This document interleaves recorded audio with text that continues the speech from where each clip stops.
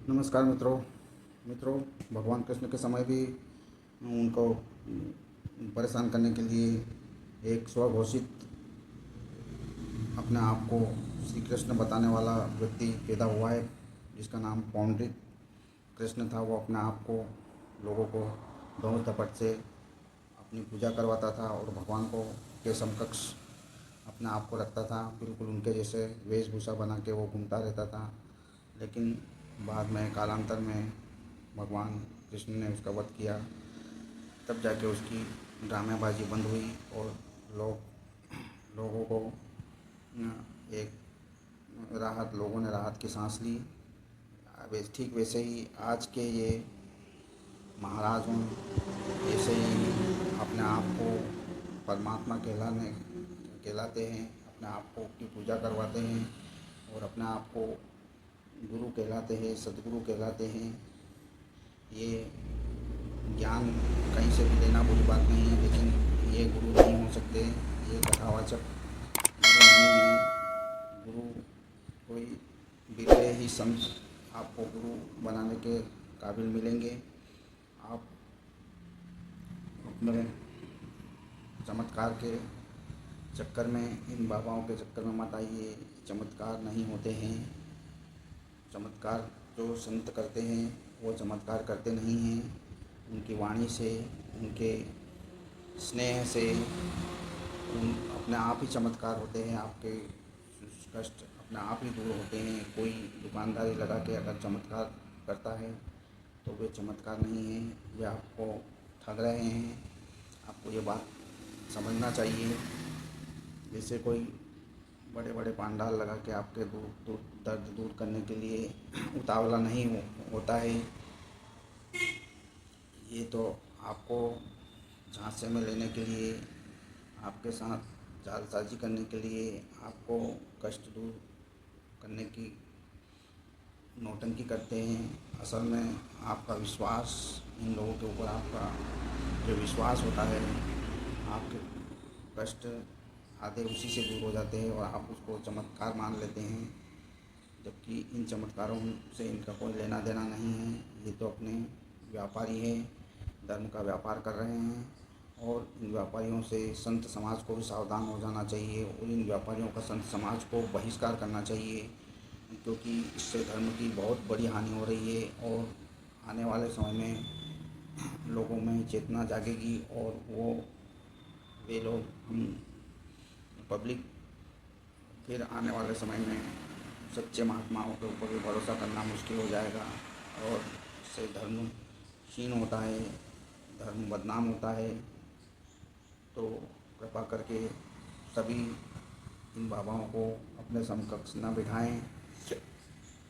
जो बाबा चमत्कार की बात करते हैं उनका बहिष्कार करें, संतों की पंचायत में उनका बहिष्कार करें, उनका विरोध करें और सभी मंचों से, अलग अलग मंचों से, जो जहाँ है जिस माध्यम से, कैसे भी, किसी भी माध्यम से इन बाबाओं का बहिष्कार करें।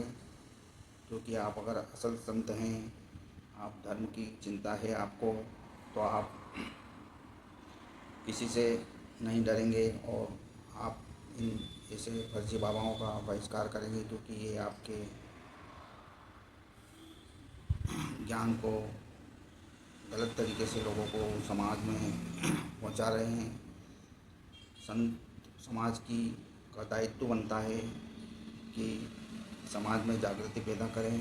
संत समाज के लिए होते हैं, समाज को बचाने के लिए संत अपना जीवन होम कर देते हैं, अपना जीवन को तपा के, अपने जीवन के में तप हासिल करके समाज की भलाई के लिए कार्य करते हैं और लोगों को मोह माया के लालच से दूर रहने के लिए कहते हैं और स्वयं भी मोह माया में नहीं पड़ते हैं, वे संत कहलाने के लायक हैं। तो एक बार फिर पुनः सभी संत समाज से प्रार्थना है और सभी जन साधारण से भी प्रार्थना है कि अपने तुच्छ लालच को पीछे रखिए और असल और नकल को पहचानिए और उसके बाद अपना आगे के कार्य करिए। ईश्वर का सिमरन करिए, परमात्मा का सिमरन करते रहिए, सेवा भाव करते रहिए गौ माता की। फिर अंतिम बार यही कहूँगा कि गौ माता की सेवा से आपको सद्बुद्धि आएगी। आपकी सब समस्याएं, जिस मात्रा में आप सेवा करेंगे उस मात्रा में आपकी समस्याएं दूर होती चली जाएंगी। बार बार मेरा यही निवेदन है कि आज कलयुग में गौ माता की सेवा से बढ़ के कुछ नहीं है। बारंबार इसमें मेरा क्या लालच हो सकता है?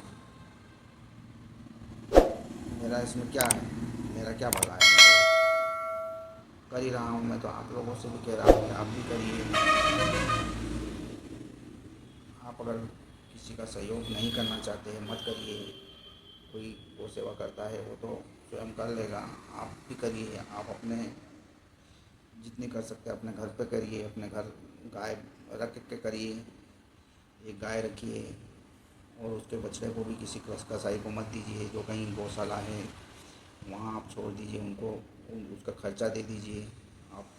तभी अगर आप सही मायनों में धर्म का पालन करना चाहते हैं और धार्मिक सदाचारी रहना चाहते हैं, आध्यात्मिक उन्नति करना चाहते हैं, तो मैं आपको सही मार्ग बताने की कोशिश करूँगा। जिस मार्ग पे मैं चलता हूँ, चलने की कोशिश करता हूँ, उसी मार्ग को आपको बताऊँगा। आपको मैं कोई गलत मार्ग नहीं बताऊँगा। आपके आध्यात्मिक पूंजी को में वृद्धि के लिए आपको जो मार्ग बताऊँगा उससे आपके आध्यात्मिक पूंजी में वृद्धि होगी और आपके जीवन भी, आपका जो परिवार भी, आपका जो परिवार भी चलता रहेगा। आपका परिवार में कोई तकलीफ नहीं होगी। आपके परिवार को चलाने में एक साधारण व्यक्ति का परिवार जैसे चलता है वैसे आपका परिवार भी आसानी से गुजारा होता रहेगा। घबराइए मत, हिम्मत रखिए और थोड़ी हिम्मत करके आगे बढ़ जाइए और गौ माता की सेवा में सहभागी बनिए। पहले भी लाभ होंगे तो गौ माता के आपको प्रत्यक्ष लाभ तो गोबर की खाद का ही है और अप्रत्यक्ष लाभ तो न जाने कितने हैं, मैं वर्णन नहीं कर सकता हूँ।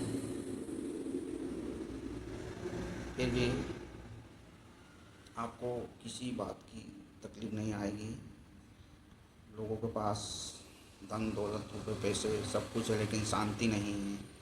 और शांति आपको मेरे को जहाँ मिली है मैं वही बता रहा हूँ आपको कि आपको भी हो सकता है गौ माता की सेवा से शांति